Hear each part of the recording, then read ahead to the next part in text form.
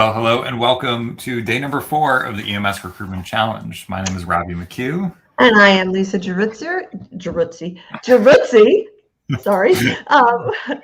It's day number 4. Day number Come on. 4. Sorry. There was a little break, people. I know. Welcome.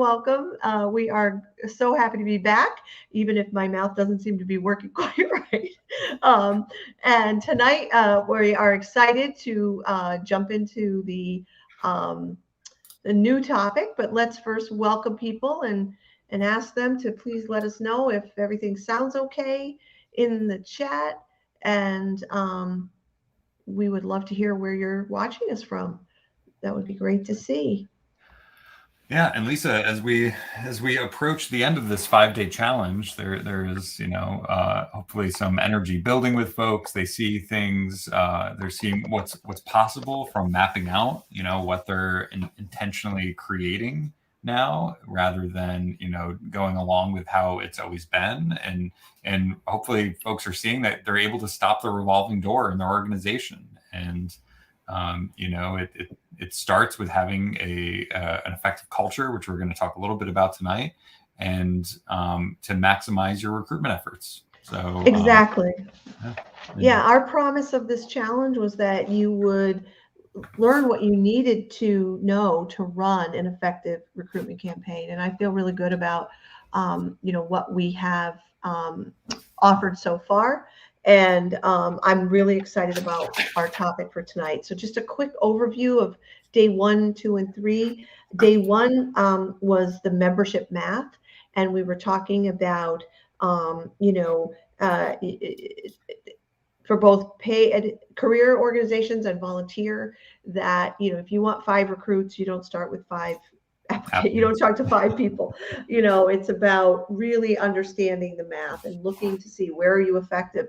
And this will help you see where are the gaps, right? And where are you, where are you, I don't want to say failing, but where are the numbers not lining up, right? And where are people falling through the cracks, or where can we be more effective? And I think Exactly. It flows really well into, we talked about messaging on day 2. What flows really well from day 1 to day 2 was the landing page conversation, and making sure that you have a system in place to capture those people who are interested. And that feeds into, topic on day number 3, which was the half-life of enthusiasm. The sooner you get back to people, the more excited they're going to be part of something great. Yeah, and we oftentimes think, oh, well, so-and-so is excited, they're going to sign up. And then with it, we used to call it the fizzle out syndrome, right? You and I, because what happens is like, where'd they go? It's like crickets, right? Now they call it ghosting you. Well, because we didn't recognize that enthusiasm has a half-life. Yeah. And our job is to cultivate that and to keep that alive and to make as many contacts as necessary and provide that bridge between interest and to application, right? And tonight we're really going to be talking about the selection process and all the way through the first 90 days. And now some people think, why are we talking about onboarding? That's not recruitment, right? Many people think that. And I think that's a misunderstanding. There are really 2 main reasons why we're going to talk about onboarding while we're under the recruitment topic. And, if you're recruiting and you're working, you're planning your strategies out and you're thinking about what activities that you want to do, but you're not confident about how the person is going to be taken care of, how they're going to be brought on board, what the selection process is, like all of that. If you don't have confidence in that, how do you think that affects your actions? Yeah, you don't want to recruit people into something that maybe statistically 1/3 of these people are going to never show up again. 1/3 are going to fizzle out after a few months, and maybe 1/3 are going to stay. And at least those are my experiences. Yeah, and it's like you're more tentative, you're unsure, you don't have the confidence. The more clarity you have about what happens from the time someone says yes or they get to an application stage, and you know exactly what's going to happen, and you know how that person's going to be taken care of, that will give you much more confidence, and you'll be much more assertive and sure of yourself as you go out and do your recruitment efforts. And I think it's a great example of breaking down silos in your organization too. That, you know, you handed off, I handed it off to the training person. I did my part. Yeah, This is exactly. a great way to map this out. We're going to talk about mapping it out and breaking down those silos and making sure people don't fizzle out and they don't slip through the cracks. And then the second reason why we talk about onboarding in the recruitment phase is, for us, recruitment and retention, both sides, two sides of the same coin. They're really not as different as you might think.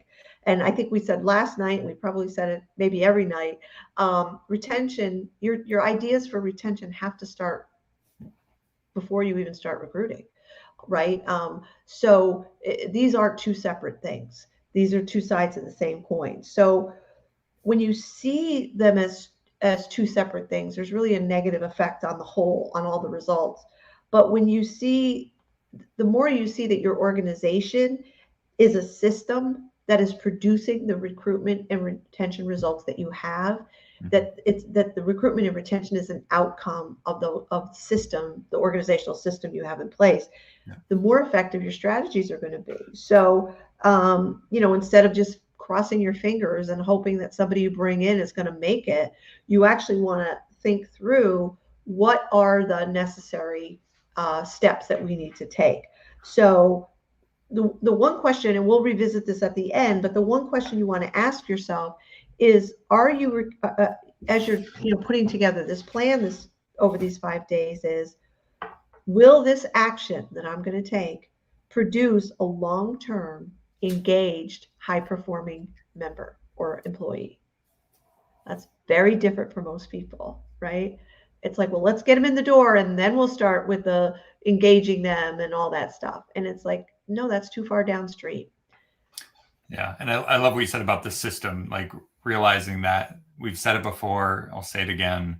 The organization you have, the results you have in your organization are a direct result of the systems that are in place, of the structures that are in place. Your organization's perfectly designed, or maybe imperfectly designed, to produce the results you're getting, which is great news because we can draw those out and really create an opportunity to improve, to maximize your efforts. Yeah, and as a foreshadow for tomorrow, we're gonna give you some bite-sized pieces of how to do something about that, right? We're going to talk about what we call our formula for ending really retention and recruitment as a problem. Um, so right now, let's jump into some successful elements of onboarding strategies. I keep forgetting we only have 30 minutes. So if you it's imperative that you have a structure in place and a clear plan for our onboarding, so that it's easy for people to join and become engaged with your organization. So they're not just waiting around for something to happen. They're engaged from the jump. And you want this to be a seamless process, not a haphazard series of steps, right? You want to make sure that the recruits know what to expect. So if you want to go ahead and click. So the first one, mentoring, right? That we want to match people with a new recruit and a mentor as soon as possible. There's nothing better than having a connection to somebody in the organization that can hold their hand and help that new person feel more comfortable going through the whole process. Absolutely. And you want to have a mentoring training program. You don't want to just pick someone and say, oh, you've been here a long time.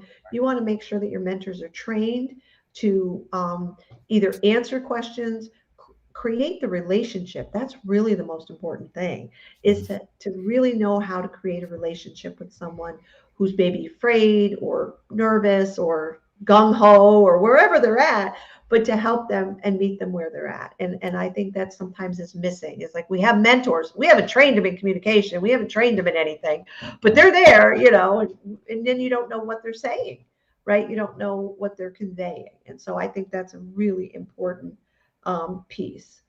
And I know that there is a line between coaching and mentoring, and you and I, Lisa, have put together programs around coaching. Mentoring has very distinct elements that we're not going to be able to go into here, but sure enough, we we have plenty of resources that talk about the distinction between coaching and mentoring. So it's a great element to an effective onboarding strategy. And folks in the chat would love to hear if you've ever had a mentor in your organization or maybe just in your career that helped, if it helped. Yeah.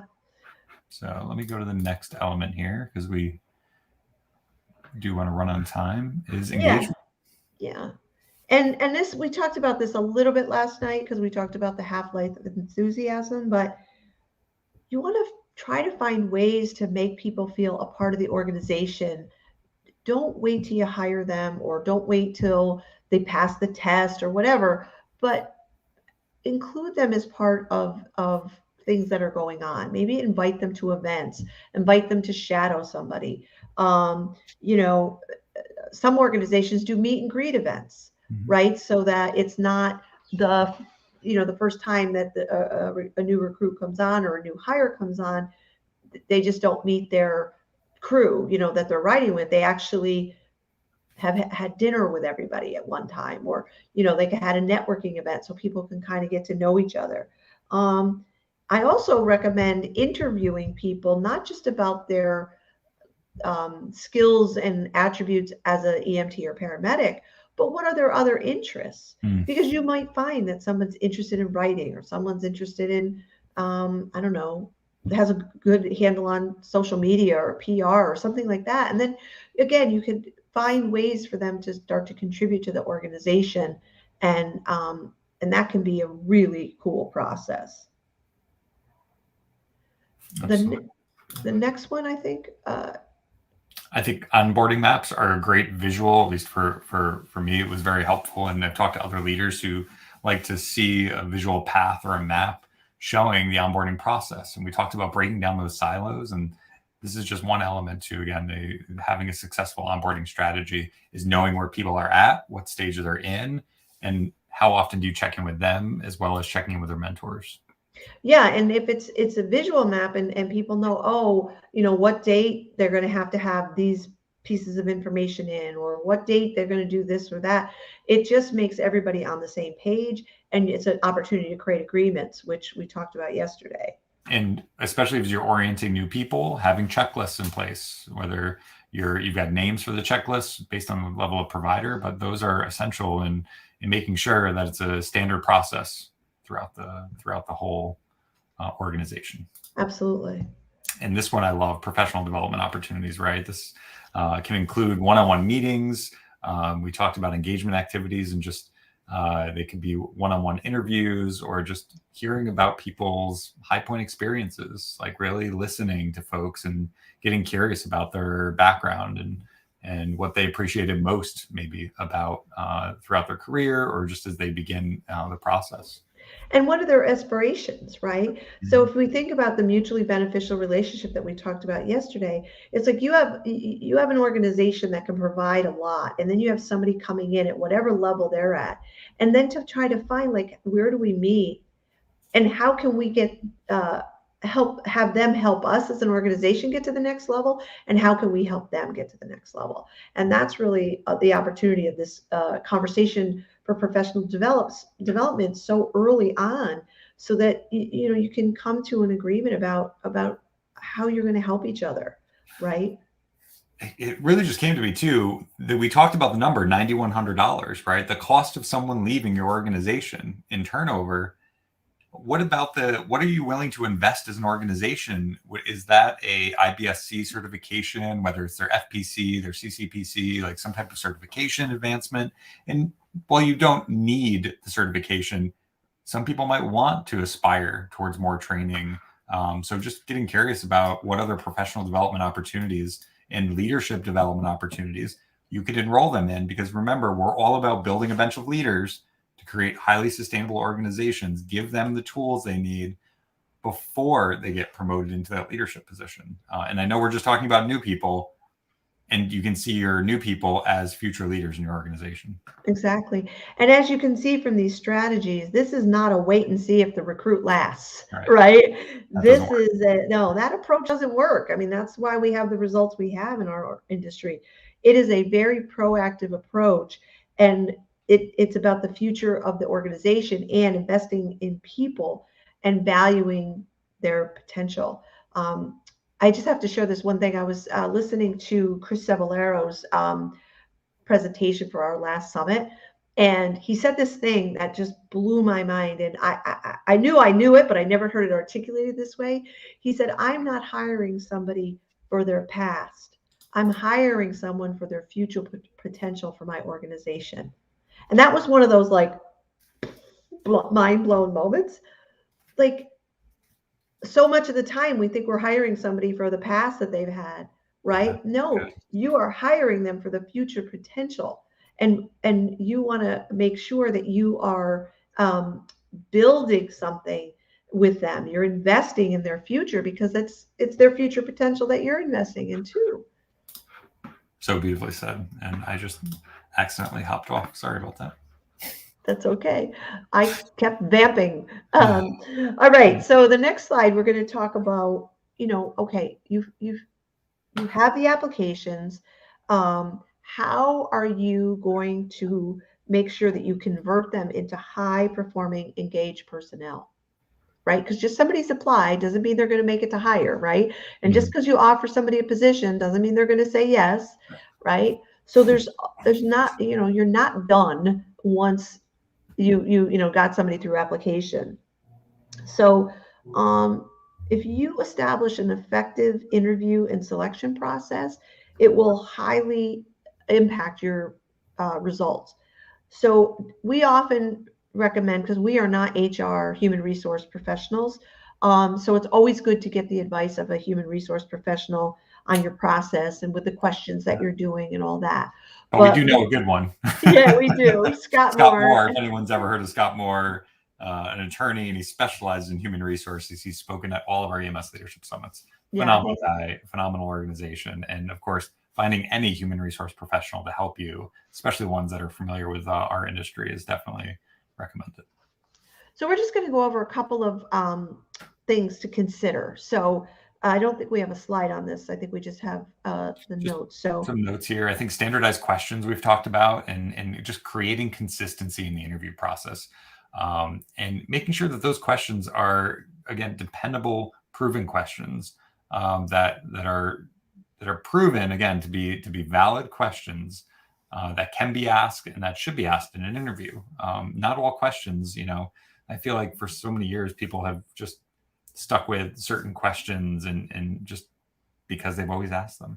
Yeah, like, what are your strengths? Everybody hates that question, right?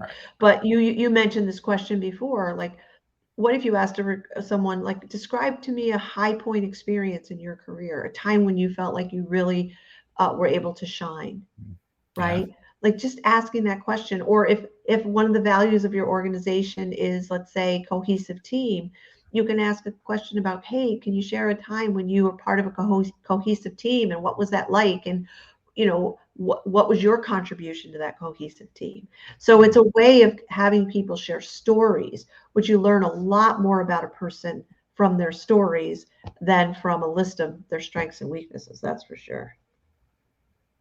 Absolutely. I think deciding on the references the number of references you're going to require and what you do with those references. Is somebody responsible for making follow-up phone calls, for validating the information that has been submitted?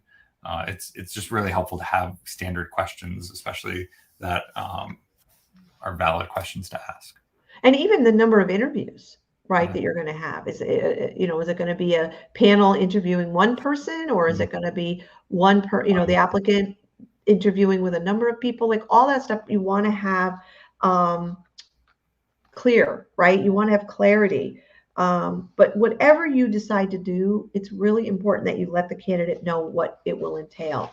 Because in the absence of information, human beings make stuff up. Mm-hmm. And we don't make up good stuff. Yeah. We never think, oh, I didn't hear anything, I'll bet I got the job. No. We have worst case scenario. We're already on to the next thing. So just remember that in the absence of information, human beings make up really bad stuff. So be in communication, even if you don't know the answer, just being in communication and letting somebody know, hey, we're still working on this. We haven't made a decision yet. You're still in, you're still in contention. I think those are really important. And it's the type of background checks that you're doing as well. It could be psychological screenings that some organizations do. Just make sure whatever you decide to do, let the candidate know what it's going to entail. Especially with our industry, we can also do physical agility tests to make sure somebody has the strength requirement to operate, and help use that as a screening tool. And just making sure that, again, it's a validated agility test, or it's a validated process. Yeah. And then, Especially with Office of Medicare, the OMIG, you want to make sure, again, they're not default on student loans, and there's several things we have to consider, especially if your organization bills Medicare. Those are requirements as well. yeah, again, HR professionals are really important for this stage, right? But I think it's also really important to determine before you get into this process, who's going to make the decision, right? How are you going to decide who's going to select Yeah. who you hire? And again, making sure that you have a unbiased as possible procedure for that, so that it just is seamless and people know, okay, this is our procedure. It certainly brings up a whole litany of topics we could discuss if we had a little more time. But it's is your organization recruiting people that are representative of your community, right? Are we thinking about diversity, equity, and inclusion? Are we thinking about these unconscious biases that we might bring to the table, again, innocently? It's not like anyone intended to have a certain bias. And we have a DEI series of training videos as well. If anyone was curious about that, we offer those for free for EMS organizations. So certainly something to think about in your selection process. Absolutely. Well, we are running towards the end of this day number 4, and we just wanted to put up a bunch of strategies, recruitment strategies, right? These are tactical, practical things that you can do to recruit once the groundwork that we've talked about has really been in place, so that, again, people don't slip through the cracks. We've broken down the silos, and we make sure they're smooth handoffs. Here's what a lot of people want to know, right? This is the meat of the conversation. People want to know about what's innovative. I've heard of youth programs, folks that have hosted their own EMT trainings. The messaging we talked about a little, but again, join a winning team, right? Free training provided. Become an EMT. Free training provided. Those messages right there will instantly grab somebody's attention. And if you can provide that, or you can outsource that a bit to have a whole pool of candidates that are trained, even at a young age. A lot of people come through youth programs and ride as observers, or high school programs are now allowing certain states are reducing the age of EMTs. And I And think, they're paid academy trainings. Like, if you're going to have somebody go through the training, why not pay them to go through the training, so that they can, again, Maslow's hierarchy of needs. Are they meeting their basic safety needs? That's certainly something to think about. Sorry, Lisa, go ahead. no, that's okay. I was going to skip to the other side because I think it's something that people, we talked about it in the messaging part, but creating a PR team, or finding someone who has a lot of PR, public relations experience, to help you figure out what is your story as an organization, and then how to tell that story, because that is compelling to people. People want to know what they're being a part of, and letters to the editor, and collecting stories from people in your organization, like all of those things. People can see themselves in your organization, then they can actually see themselves in your organization. They'll take the step to be a part of your organization. And this is, again, I want to underline what you said about diversity, equity, inclusion. This is where we need to recognize that we want to make sure that we have people representative of our community that we're serving, and to make those extra efforts to recruit folks, so that it is a good representation. Mark Tinia talks about developing a relationship with local media reporters and news anchors, and those relationships can be critical, especially if you're proactive in reaching out with stories and ideas and ways to feature the organization in a positive light. Those relationships can really be valuable in the long run for your organization. Yeah. And it's free earned media is what they call it. And then there's the flip side of social media advertising and I mean, you don't have to run expensive television ads, right? You can target a specific geographic area down to the zip code, and spread your message throughout your community if you're recruiting. And even outside your zip code. I mean, Yeah. other people, there's people will move for jobs, right? And I know I've mentioned Fairfax County a lot, but they did a terrific recruiting presentation for us at the last summit. And one of the things they talked about was they were recruiting from all over the country suddenly because they have state-of-the-art stuff, state-of-the-art equipment, state-of-the-art fitness facility. So Certainly check out, I think it's a great way, check out emsleadershipsummit.com/exhibit and look for the Fairfax County virtual recruitment booth. They have a lot of great resources. You can borrow ideas of what to model. I think they've got a great model. Yeah, absolutely. So we invite you, when you get the recording of this, or do it now, do a screen capture, and just see, think about ways you could do this. Think about, different approaches you could take here. And if you've done some of them and you haven't had success, back up and look at day 1, day 2, and day 3 and see, what was missing. Because these have all been done very successfully in many, many organizations, and there's no reason why they couldn't in yours. So, sorry. No, you can go to that one. Okay. Because this for me was, if you just go back one. This for me was outside the box. There was no box in sight. You probably can't see this. Everybody now knows what a QR code is, right? Everybody goes to a restaurant and menus are all QR codes. So pretty brilliant strategy. Yeah, this was in Delaware. Delaware County. Delaware County, sorry. Paramedics were walking around with these shirts, and people could, scan them. Now, you might think, oh, that's terrible. There's opinions all over the place. But the thing is that it was an experiment. Yeah. Where are you not experimenting, right? Where are you being limited by past things that you've done, or we've never done that, we're not going to do that, or this is how we've always done it. And what I love about this is it was so outside the box. Absolutely. And folks, in the chat, drop a message if you're seeing something new or something that you could go back to and look at. Maybe it didn't produce the exact results you wanted the first time, but certainly there's different ways to implement some of these ideas. Yeah, and experimenting means you fail and succeed, right? But Lisa, it all comes back to this beautiful quote by Peter Drucker, right? Culture eats strategy for breakfast. That's why we don't like to start with the specific strategies and tactics that people tend to want. We like to have people focus on creating an organization worthy of highly engaged people. Yeah, and even though we've given you a lot of strategies, especially tonight, this is something you have to keep in mind. Strategy without the context of a culture that's worthy of highly engaged members, the strategies aren't going to be effective. Yeah. And we're going to talk a lot about that, as much as we can in 30 minutes, right? But we just want to remind you that we're going to dive into this. How do you alter a culture, right? How do you be a leader people want to follow? How do you design intent? We're going to, the whole second day, we're going to be talking about intentionally designing your organization so that you retain the best of the best, right?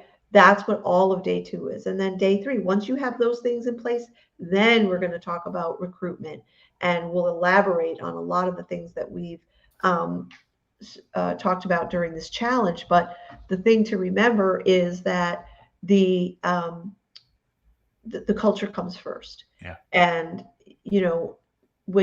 and the cool thing about day 3 is you'll have the opportunity to not only learn from us, but you're going to be learning from people from all over the world about different ways that they've tried to recruit and things that have worked. And I think it's going to be an extraordinary opportunity for people to learn and grow and really build a winning strategy based on a winning culture. Yeah, I mean, it's so invaluable to get that perspective from, again, people from around the globe and be able to connect. So, folks, we do have that video here. We'll just cue it up, and then we've got one more thing is the assignment. Yeah, we're going to go over the assignment right after we.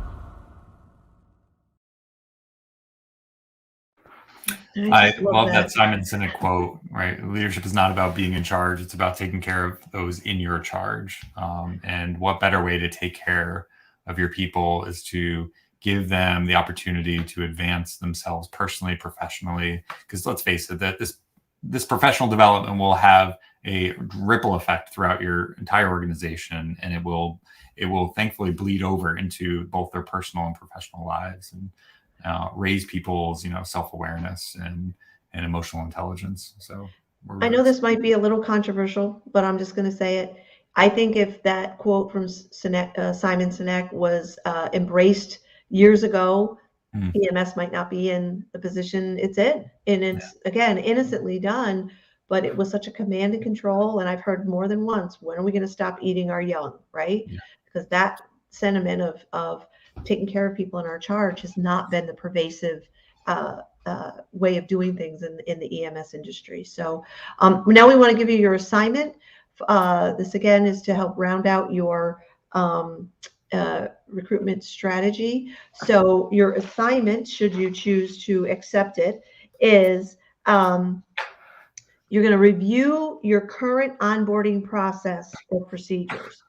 And you're going to ask yourself, is this process or procedure sufficient to produce the results we want? So you want to get clear about what is your current, you might want to map it out. What happens when somebody gets hired? Like, what is the hiring process even? Like, the more you are clear about what that is, the more likely it will be that your actions in recruitment will be more effective. And then the second part is, as you're continuing to create your recruitment plan, you want to continue to ask yourself, will this action produce a long-term, engaged, high-performing recruit? Right? So will this action produce a long-term, engaged, high-performing recruit? And that's just a way to kind of true yourself up to, am I just taking actions, or am I taking focused actions? Am I taking actions that will produce a particular result, or at least are intended to? And then again, you think of it as an experiment. You're constantly testing it out. Did this work? Did this produce what we wanted? No. Okay, let's tweak it. Let's change it. If it's producing what you want, then keep doing that. That's really what this is about testing the process. So you're developing yourself and developing your recruitment plan. That's great. Folks, share in the group, again, what you're getting out of this session from today. What did you find helpful with the strategies? And again, we'd love to see any feedback you have on that assignment and to see it in action. So we've gone a little bit over, but I think it was worth it. Thanks again, Lisa, for. Yeah. See you all for day 5 tomorrow. Woohoo! Day 5. All right. Thank you. Have a good night, everyone.